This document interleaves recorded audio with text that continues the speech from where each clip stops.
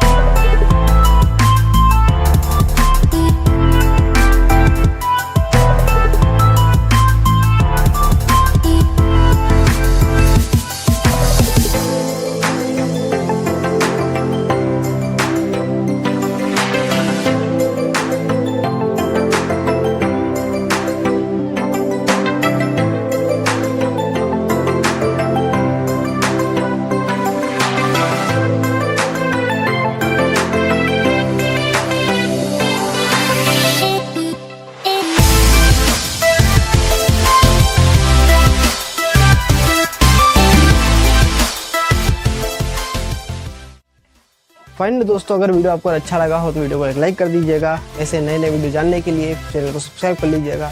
मिलते हैं ऐसे नए वीडियो के साथ। धन्यवाद।